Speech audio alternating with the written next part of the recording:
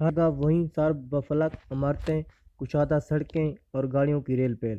ان شہروں کا ہر شخص ہر وقت جلدی میں الجھا ہوا دکھائی دیتا ہے، جسے اگر آج کا کام ختم نہ ہوا تو قیامت آ جائے گی۔ ہر بڑا شہر سیمنٹ اور اسٹیل کا جنگل بنا ہوا ہے اور قدرتی حسن سے یکسر محروم ہے۔ ہمارا 36 گھنٹے کا سفر ختم ہوا تو ان قدرتی نظاروں کی وجہ سے جتنی تھکن تھی سب ختم ہو چکی تھی۔ شہروں کی مسموم فضا سے نکل کر آلودگی سے پاک قدرتی ہوا میں ہم خود کو تر و تازہ اور چاق و چوبند محسوس کر رہے تھے۔ عمر کے آدمیوں نے ایک ہوٹل میں ہمارے ٹھہرنے کا انتظام کیا۔ سارے چنگ مئی میں صرف ایک پاکستانی ریسٹورینٹ تھا۔ میں نے وہاں کھانا کھایا۔ شہر کے بیچوں بیچ ایک پختہ کناروں والی بڑی نہر یا دریا بہتا ہے۔ وہاں صرف رات کو بازار لگتا ہے، جہاں مقامی لوگ اپنی بنائی ہوئی ہینڈی کرافٹ کی خرید و فروخت کرتے ہیں۔ یہاں کے شہری لازمات اور رنگ و بو کی دنیا سے قطعی ناآشنا ہیں۔ مسلمانوں کی آبادی 70% سے بھی زیادہ ہے۔ مجھے یہ شہر اور لوگوں کی سادگی اتنی پسند ہے کہ میں نے سوچا کہ اگر زندگی نے وفا کی اور حالات سازگار ہوئے تو مستقل پر تو یہیں بقیہ زندگی بسر کروں گا۔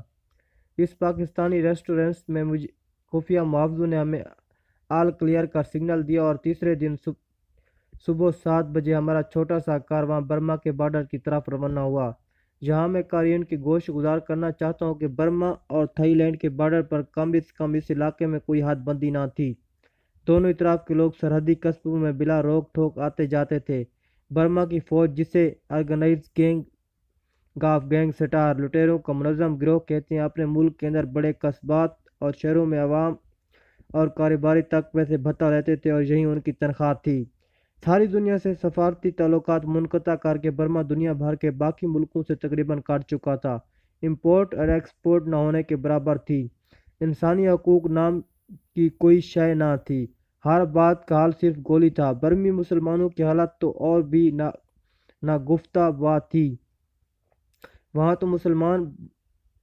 تو مسجد بنائے، اذان دینے اور نماز پڑھنے پر بھی ٹیکس دینا پڑتا تھا، اور میں یہ باتیں یہاں محض اسی لیے تحریر کر رہا ہوں کہ برما کو اس کراس کرتے وقت ہمیں جن دشواریوں کا سامنا کرنا پڑا اس کی وجہ اور پس منظر قارئین کے ذہن نشین رہیں۔ ہم صبح پیر 4 بجے تھائی لینڈ کے سرحدی قصبے کھین یوان کو بائی پاس کرتے ہوئے برما میں داخل ہوئے اور برما کے سرحدی قصبے کیمپیو کے قریب سے گزرتے ہوئے اس سڑک ہوئے جو دوسری جنگ عظیم کے دوران برطانوی فوج نے ہنگامی ضرورت کے لیے بنائی تھی۔ اب اس سڑک کا صرف نام ہی تھا۔ پتھروں اور کنکروں کے ایک مسلسل لمبے ڈھیر پر سے ہماری جیپیں جا رہی تھیں۔ راستے میں جگہ جگہ گھرے ہوئے درختوں اور جھاڑیوں کو ہٹاتے، کھیوں سے بچتے ہماری 4 وہیل ڈرائیو جیپیں بمشکل 8-10 میل فی گھنٹہ کی رفتار سے آگے بڑھ رہی تھی۔ گائیڈ کے مطابق ہمارا پہلا پڑاؤ ٹونگیو میں ہونا تھا، لیکن سڑک کی ناگفتہ حالت اور سورج غروب ہونے تک ہم بمشکل 40 میل کا سفر طے کر سکے۔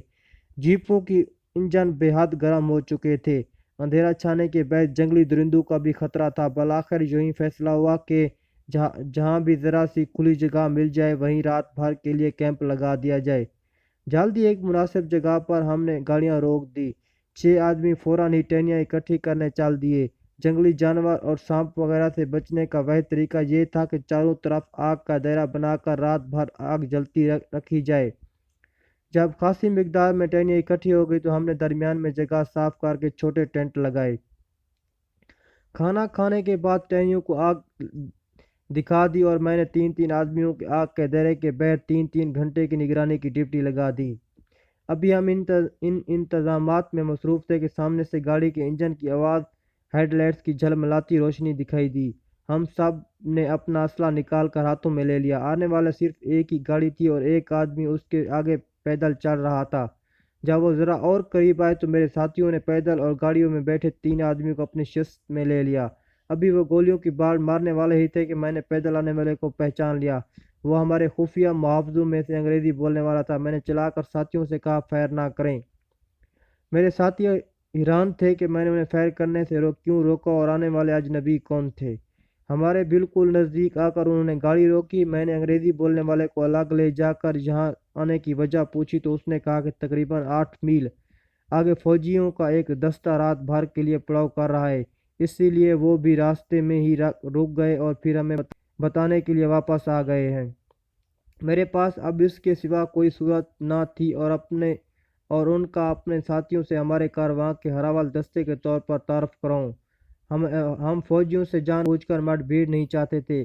خفیہ محافظوں نے بتایا کہ فوجیوں نے جہاں پڑاؤ کیا ہے وہاں سے ایک سڑک سکان چھاؤنی کو جاتی ہے، اسی لیے بہتر یوں ہے کہ رات بھر یہیں قیام کر کے صبح واپس جا کر فوجی دستے کی روانگی کا انتظار کریں۔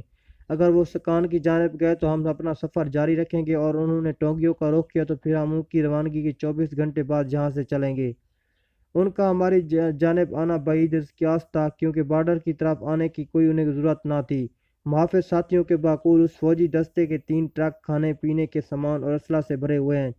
یہ سامان اور یقیناً چھاؤنی میں ہی لے جا رہے ہیں۔ ہمارے چاروں نئے ساتھیوں نے اپنی جیپ میں آگ کے دائرے کے اندر کھڑی کر دی۔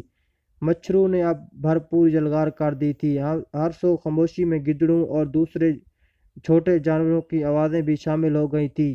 اگلی صبح ہم سب جلد ہی اپنے سلیپنگ بیگز میں گھس گئے، جبکہ پہرےداروں نے اپنی ڈیوٹی سنبھال لی۔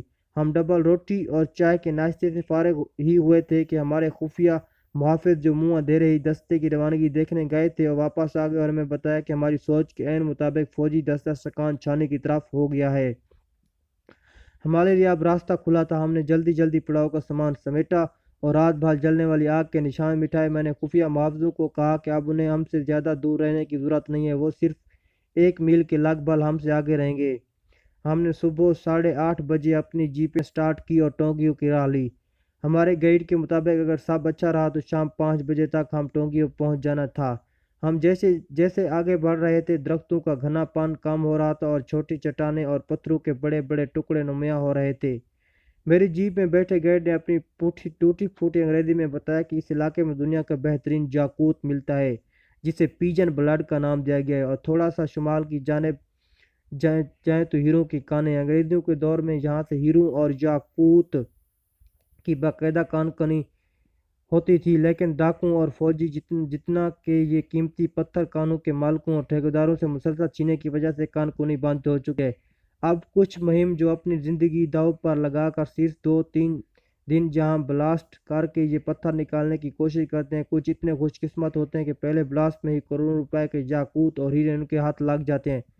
کچھ بڑی امیدوں کے ساتھ خالی ہاتھ آتے ہیں اور خالی ہاتھ ہی جاتے ہیں، اور بعض ایسے بد قسمت ہوتے ہیں جو بہت کچھ پا لینے کے بعد ڈاکوؤں کے ہاتھوں نہ صرف مالی طور پر لوٹ جاتے ہیں بلکہ اپنی زندگی سے بھی ہاتھ دھو بیٹھتے ہیں۔ گائیڈ نے مزید بتایا کہ اس علاقے میں جاپانی اور برطانوی فوج میں دوسری جنگ عظیم کے بعد شدید لڑائی ہوئی تھی۔ ہر قسم کی گولہ بارود کے استعمال کے ساتھ ساتھ دونوں فوجوں میں 10 بیونٹ فائٹنگ کے بھی سینکڑوں واقعات ہوئے تھے۔